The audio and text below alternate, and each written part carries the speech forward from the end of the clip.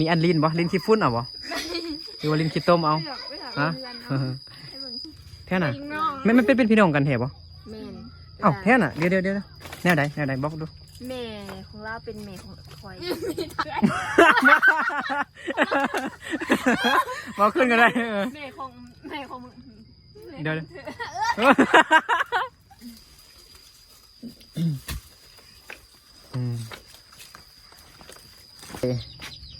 FC อันเพราะว่าย้อมพี่น้องคนลาวเด้ไก่ขึ้นเฮือนกับบ่ไรแล้วไอ้ต้องเข้าว่าไก่ลายพด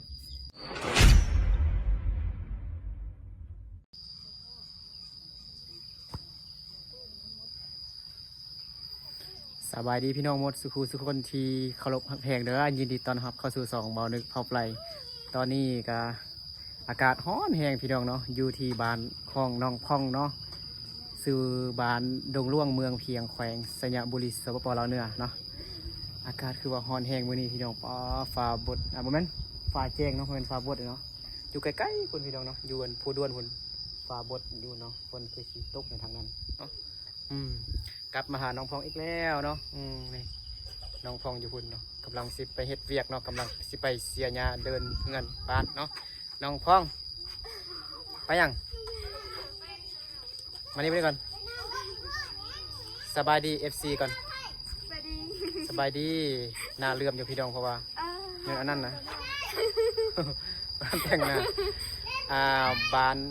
หรือว่าเฮือนของน้องพองไงนะกับเงินของเซาลีอยู่กันเนาะอยู่บ้านเดียวกันพี่น้องเนาะฉะนั้นเราบนึกกันแบบมายามมาเที่ยวแบบบ่ได้นั่นนะบ่ได้เดินทางไกลพี่น้องเนาะอยู่มอนี่ซื้อเองเนาะขนมมือวานมือก้อนนี่หมดหรือเปล่ายังอยู่ขนมมดหลายยังของกินขนมให้มักกะลอยเด็กหน่อยหลายเนาะเดียวนั้นเขาจะไปบงขนมนำสาวแตงโมเนาะใครที่เบิ้งคลิปเก่าหันกันน่าจะหูเนาะสาวแตงโมคงงามพี่น้องเนาะน้องกินข้าวสวยหรือเปล่ากินแล้วให้ยังกินตัวมีเพื่อนของน้องพองเนาะมี FC ก็ถามเข้ามาว่าสิช่วยน้องพองว่าสันว่าสิซื้ออันยาคานะมุงอันหลังคาให้น้องพองเนาะยันเวลาฝนตกมาเรายันมันหัวนะมันรั่วเนาะภาษาไทยเขาเอิ้นว่ารั่วใช่ไหมรั่วภาษาลาวเขาเอิ้นว่าหัวมันวะภาษาโยนเอิ้นว่าจังไดหัวเนาะมันหัวเนาะเพราะว่าเบิ่งไม่อันหลังคาเงินน้องพองได้เอาอันเป่ามาบังมาตาบเอาเนาะโอเคเดี๋ยวน้องสิไปยังเมื่อกี้นะไปห้องน้ำมื้อนึงไปห้องน้ำมื้อนึงก่อนก็ได้1 นาทีเด้อแดดร้อนแฮงพี่น้องเนาะบ่มีคันโฮมบ่แม่น้องพ้องก็อยู่นี่แหละพี่น้องแล้วก็เอื้อยได้อุ้มลูกหน่อยอยู่แล้วก็มีเอื้อยกะล้านมาลินน้ำพี่น้องเนาะมาลินน้ำกันเนาะ เดี๋ยวมาลินน้ำน้องแตงโมบุดนึงก่อนมาเบิ่งว่าน้องแตงโมขายยังได้เนาะแตงโมใส่สาวแตงโมเอามานี่ดูเลยเนาะแตงโมอยู่ในพุ่นนะพอดึกโบกาเข้าไปเนาะจะคล้องมาสบายดีเนาะเดี๋ยววันนี้บ่มีไอ้นึกบ่ได้เอาเงินมาแล้วไอ้นึกจะบงขนมน้องแตงโมก่อนเนาะป๊าดเด็ดฮอนแห้งพี่น้องโทรศัพท์ก็ฮอนเข้าแล้วคือบ่เจงว่ะเป็นน้ำกงไอ้บ่ฮะแตงโมตัวเองงามอยู่บ่บ่ฮู้กันเลยสาวแตงโมเคลื่อนอยู่สาวแตงโมขายเครื่องย่อยเนาะขายฮอตเบียร์คุณพี่น้องเนาะเราเบียร์ขายบ่ขายอยู่เบียร์แก้เท่าไหร่บ่ฮู้เลยเอ้าบ่ฮู้นำแม่ติเนาะจังได๋งามสดใสเนาะทรงสาวเนาะอันนี้เป็นเฮือนครัวแม่นบ่แตงโมเฮือนครัวเนาะนี่เป็นเฮือนใหญ่เฮือนนอนเนาะโอเค บางทีน้องแตงโมก็จะกินขนมอยู่ได้แต่ว่าบางทีข้าอายุแต่ว่าบ่ได้กินก่อนเนาะแม่บ่ให้กินเลยเดี๋ยวมาซื้อขนมนำน้องแตงโมเบิ่งหนึงก่อนเข้าไปในเฮือนได้บ่ ได้ บ่เป็นหยังดิ บ่เป็นหยัง บ่ผิดนะเข้าได้นะอ๋อเพื่อน FC กินขนมนำเลย ได้กินขนม ให้เด็กน้อยได้พูดละท่งพูดละท่งเอามีขนมอมลูกอมมันยังบ่ มี มานี่น้ำอมเอาให้พูดละท่งเลยเด้อนี่เด็กน้อยเนี่ยมาใครจะกินขนมอันนี้มา แค่นี้ก็ลงมาไง ใครกินขนมเข้ามานี่ มาแต่คนบอก จักคน เข้ามาเห็นไหมใครหนองมานี่ ห้าคน ได้คนดู ไป1 2 3เอาจักคนก็เอาให้พูดละท่งเนาะเด็ดฮ้อนพี่น้องตอนนี้นะให้มึงเลยว่าอยู่หันนิดหน่อยอยู่หันเนี่ย แตงโมใครยังได้บอกเพื่อนมาดู อันนี้นี่เป็นพวกนั้นมากมายเนี่ย เมาแห้งอะไร มี มา น ดิ มทำมากมายมีนมแล้วก็มียาสูบมี ยาสูบ กาแฟมีโอนติน เอาวันติน มีเครื่องใส่ ในห้องน้ำยาสีฟันยาสีฟอกสีเขียวเนาะลายยางพี่ดอกเนาะเป็นแม่ค้าไม้เหมือนบ่ แมน นี่เนาะขนมเอาขนมให้เด็กหน่อยเลยหายเลยจักคนขนมอ้มกันเลยมาทุ่งอะไรนะ เป็น2,000 เบิ้งจักคนยุ่งเพื่อนไปเลย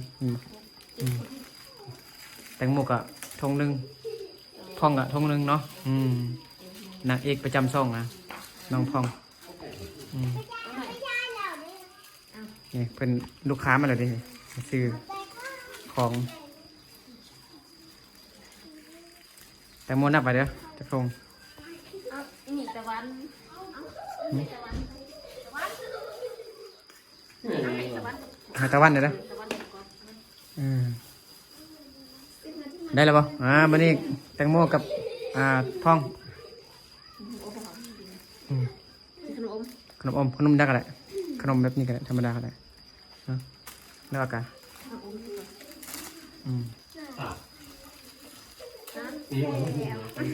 เอ้าแล้วแม่เด้ ถามเอ้ยกับเอ้ยคนนั้นป่ะ แตงโมแม่เด้ แม่ไปเฮิง แม่ไปเทิงแล้วพ่อเฝ้าหาน คอยนี่แหละ อ้าวว่าสิส่วนน้องแตงโมไปลินอยู่อันเดอร์สตาร์ หยอกซื่อๆเนาะว่าสิเลาะตามบ้านแหละเนี่ยมุมมองเฮือนนี่แหละก็เฮือนแต่ว่าโอเคพาเราอยู่ในบอนโฮมพุดดึงเนาะลมดินกันได้ป่ะแตงโมมากินอะไรขนมอมนะกินอะไรข้าวอมยังไงก่อนคือมาอยู่เบื้องนั้นเหมือนป่ะเดี๋ยวเรามาอยู่นอกเนาะอยู่ในเฮือนลาเจ๊กเลยมันนั่นนะมันห่อในอากาศห่อนที่น้องอบเอาเนาะแต่ก็มีพัดลมอยู่ ได้นางเอกมา2 คนแล้วบัดนี้เนาะ2 หมอนึงสาวแตงโมกับสาวพองเนาะงามพี่น้องเนาะเป็นตาหักตะแพงสาวยวนเนาะโอ้มันหอนแหงเนาะอยู่นี่ก็ได้วันนี้ไปเล่นก่อนเดี๋ยวสิทำพองก่อนพองสิไปสิพาเอื้อยแตงโมไปซะเป็นเอื้อยเนาะแตงโม18 ปีเขา19 ปีแล้วน้องพอง15 ปีเนาะอยู่ม.3น้องแตงโมเขาฮอตม.5แล้วออกกันบ่ช่วยเวียกพ่อแม่อยู่บ้านอยู่เหือนเนาะเอาไปกินอันมักลำไยบ่ เอาไปกินมักลำไยบ่เอาฮะได้บ่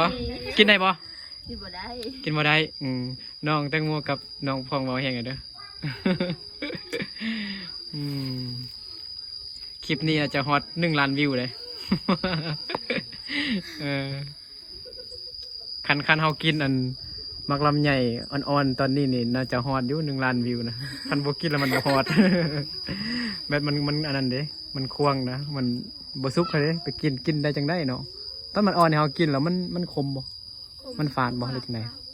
อ๋อแตงโมกินมายังคือว่างามแท้บ่กินข้าวกับหยัง กินข้าวกับ ว่าวแห้งได้ฮะ กินข้าวกับอาหารนี่แหละ อาหารอันใดผักมักไม้ ต้มมี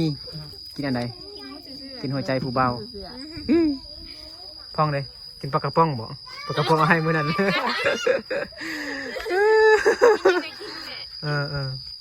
โอ้ยน้องอันแตงโมยังใส่สุดใส่อันเสื้อกันเปื้อนอยู่เนาะเอาออกได้บ่เดี๋ยวจังหน่อยเข้าสิอันนั้นบ่เดียวมีพายุอันนั้นบ่ เดี๋ยวจังหน่อยมันเกะกะเนาะมันแหงมาหอนแต่ลูกค้าก็มาหลายเลยอยู่ใดเนาะ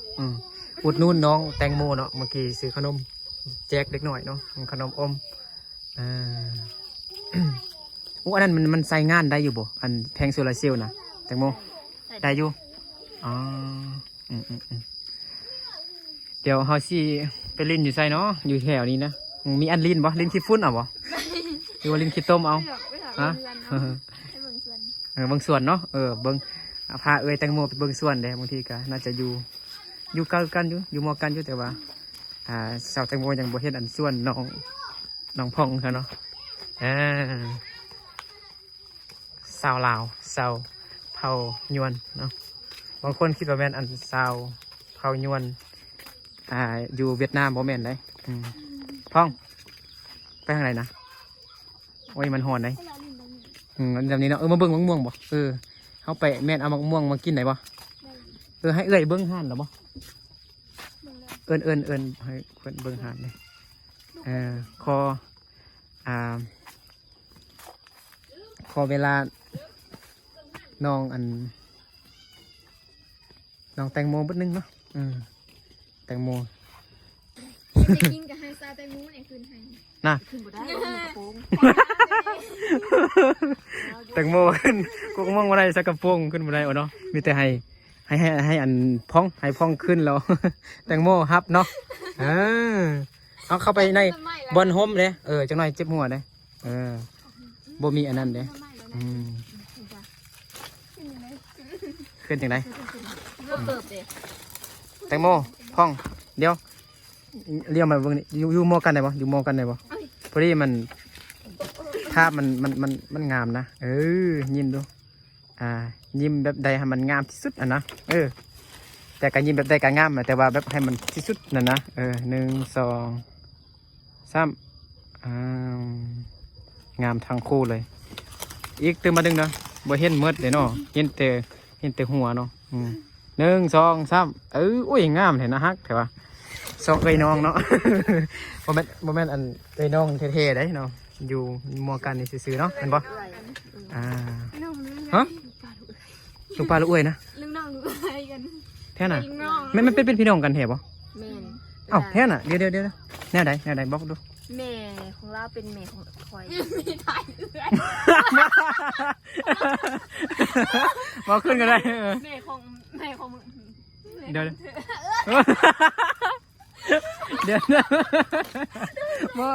บอแตงโมอยู่ในกันไอชิบอกให้แม่ก็เป็นแม่เจ้าเดี๋ยวใดแม่ก็เป็นเอื้อยแม่เจ้าแม่ไผ่แม่เจ้าแม่คนใดคนนี้เป็นเอื้อยของแม่คอยอ๋อ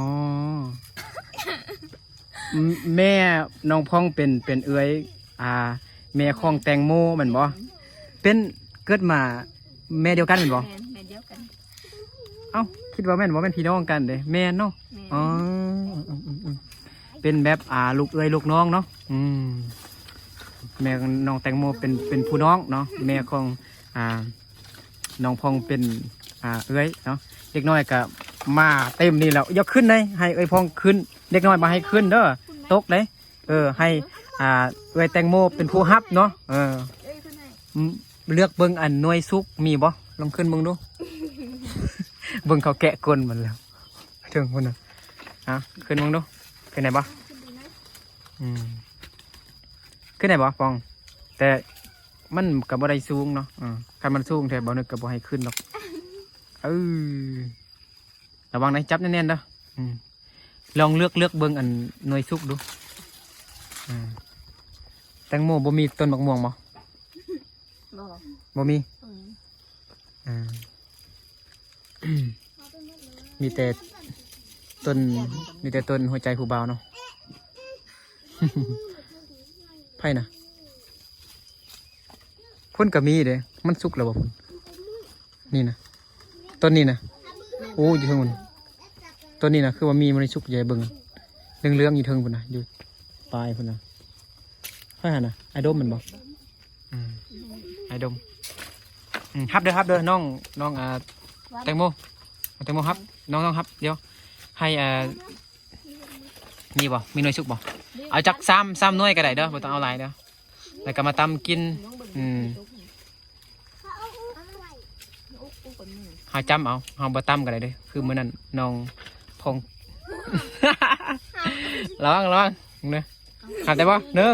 2เอาโอ้ยน้องแตงโมเก่งแท้ครับได้สบายเอาได้จับไปก่อนก็ได้เอาแต่ซ้ำหน่วยก็ได้เด้อเอาลายอะไรจังหน่อยแม่สิว่าให้เด้อ แต่เฮาก็ขอนำแม่หรอกเป็นหยังดอก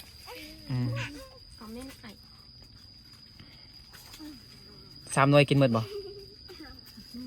ผู้เดียวบ่หมด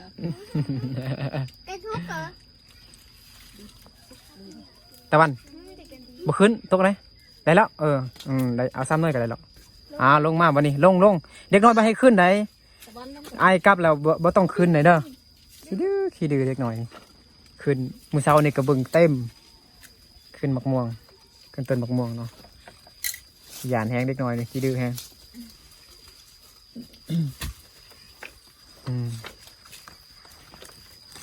นะฟองยังชาได้บ่ แตงโมยังชาได้บ่มาไว้ก็ได้ตอนแดดอยู่แดด มาบนโฮมกันจักหน่อยเขาสิว่าให้อายนะ FC สิว่าอายว่า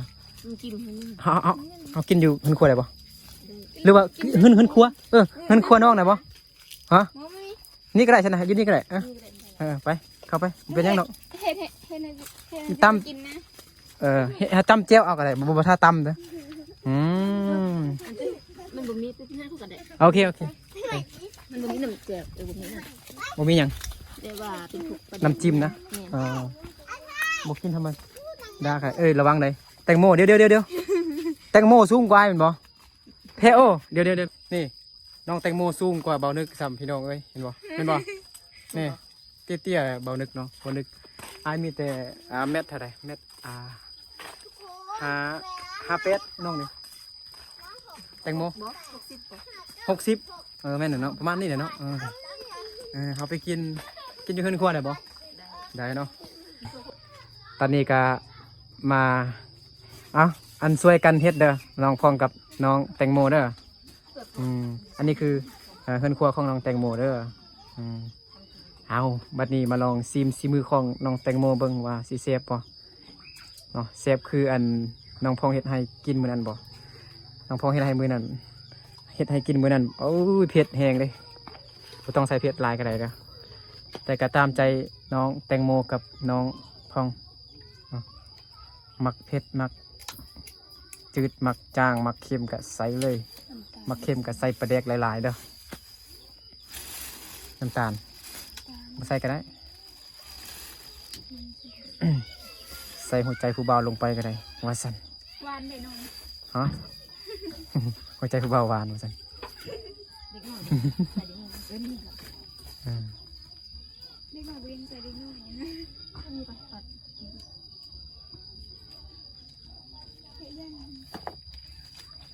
น้ำตาลลงไปจาก3 โล กินได้บ่3 โลนะไม่ได้แล้วเนาะมันจริงขยันสาวพอยวนไอ้คือว่าเห็นอันจัดเบียร์อยู่แตงโมมากินเบียร์บ่ของไผนี่ไผมากินนะฮะเขามากินกันเขาอยู่กันอยู่นะแล้วไปใส่ตอนนี้นะ ฮะไปใส่ฉันนะไปส่วนไปเฮ็ดเวียกฮะตอนใดตอนเป็นเศร้าบ่เนี่ยไหนกินยำงัดมันยำงัดมันเนาะ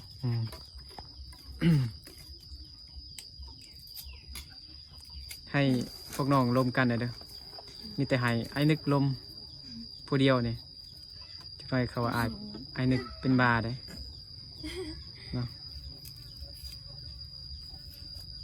ใส่หยังลงไปเลย เป็นนัว สิตั้มนะ บริตาม บ่ตั้มเด้อมีแต่ผ่าเอาจิ้มเอาเนาะ หอมบัวใส่ สิจิ้มเอา น้ำจิ้มให้ นะ เอากับน้ำบริจีมันจะจัง เสียบอร่อย มันต้องจางคูเบาเนี่ย จางผู้บ่าวว่าสั่นหวานจังเลย อันนี้มันมาหยัง หอม ใส่หยังกะบอกเพื่อนหน่อยดูแตงโม มีหอมบัว หอมบัว หอมบัวน้ำเนาะหอมเทิงใจว่าสั่น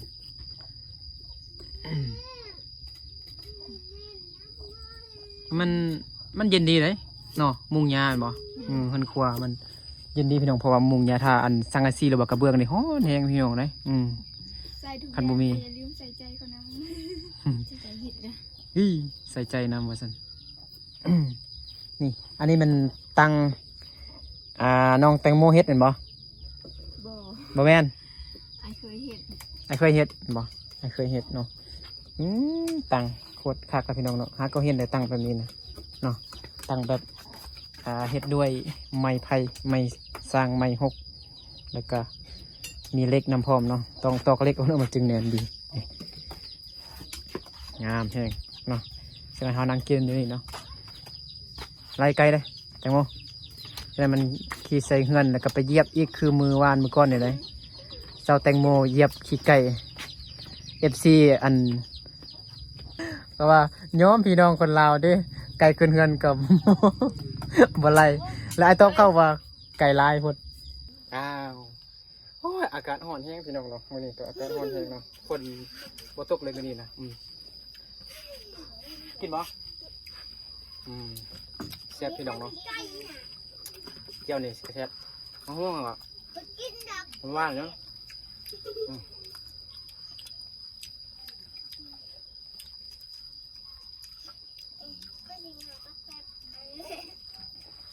แซ่บมาพี่น้องมากินส้มมะม่วงนำกันแจ่วนี่ใส่มันยังลงไปเลยต้องแม่นลักๆกะมักเผ็ดแต่เนาะ จังเผ็ด แล้วก็ปลาแดกมันบ่น้ำตาลกระหอมบัวแตงนัวเนาะมันบ่ใส่ขนมบ่ไม่ใส่เนาะแซ่บแห้งพี่น้องเนาะ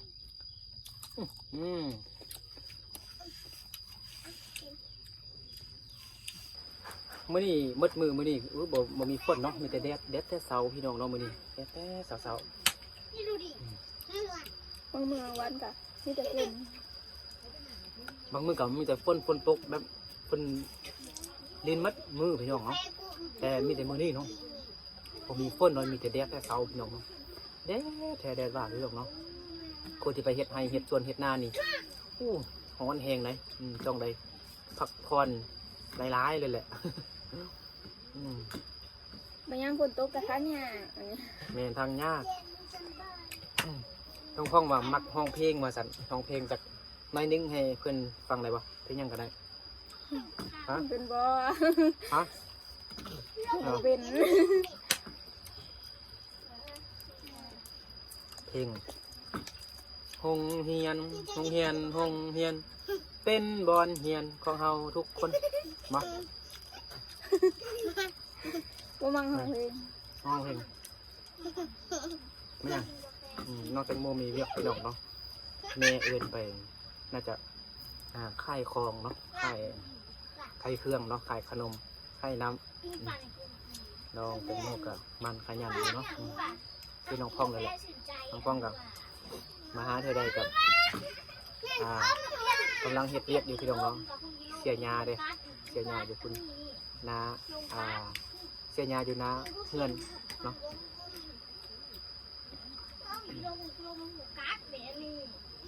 น้องชอบเซ็งแล้วแล้วมัน มปลายอ่ะม5ม6ม7เป็นมาแล้ว เป็นแบบยังม4เนาะม7เด้ยังม4กับม7ตี หรือว่าผมมาเจ็ดปีนี่ละมาเจ็ดกระเซ็งเลยล่ะ ไม่แน่ยังมสี่กับมเจ็ด ยังม.4 กับม.7 เนาะม.1 ฮอดม.1 ม.5 ม.1 ม.2 ม.3ม.6 เนาะ มห้าม ม.5 ม.6เพิ่งแล้ว เซ็งแล้ว ยังมสี่กับมเจ็ดปีหน้าสิบุมีมเจ็ดมีแต่ตัวหก ปีหน้านะบ่มีม.6 เนาะแต่ว่ามีป.6เหมือนบ่จบป.5ก็ต้องป.6แล้วก็ม.1 ม.2 ม.3 ม.4 ม.5 ม.6 เนาะม.7แถวบ่มีละปีหน้าบ่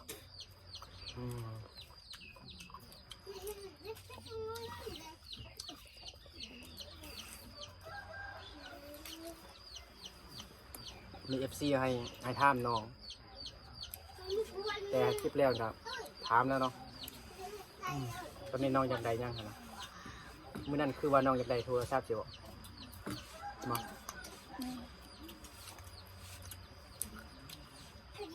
เนี่ยได้มือเพื่อนเนี่ยแต่บุมี อันนี้ก็ยังบ่มีเงินเถอะ น้องฟังว่าตอนนี้อยากได้ที่สุดคือโทรศัพท์พี่น้องแต่ว่ายังบ่ทันมีเงินเท่าว่าซั่นเนาะอายก็ยังบ่มีเงินค่ะแล้วเงินเล็กน้อยมากอะซื้อข้าวกินเบานึกก็ยังซื้อข้าวกินพี่น้อง บ่ได้เห็นไหน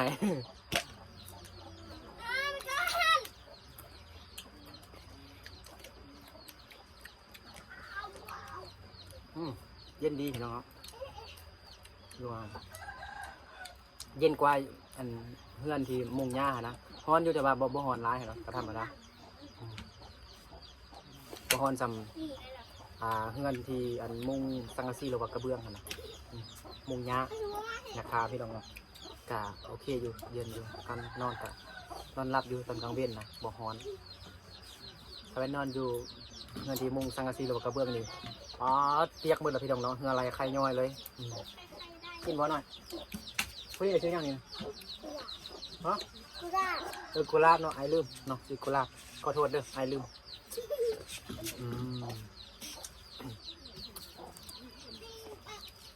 จอยบ่กินบ่เป็นยังไล่ไก่หายได้หน่อยจอยไล่ไก่หายได้ได้บ่ใส่เวียกลงดูได้บ่ไล่ชื่อเลยมื้อนี้เบานึกกับบ่ได้ไปเลาะถ่ายทำหรือว่าถ่ายคลิปอยู่ทางไกลพี่น้องเนาะพอดีตอนเช้านี้มีเวียกแน่น้อยนึงวันนี้ก็เลยไปทางไกลเนาะก็ไปสัมภาษณ์ผู้สาวอยู่ทางไกลหั่นน่ะไปมาถ่ายแต่น้องพ่องเนาะเพราะว่าเพื่อนน้องพ่องอยู่บ้านเดียวกันกับบ้านข้องแฟนเนาะแฟนบ่นึกโอ้ยนี่ยังปลาตบก้นผู้บ่าวอีก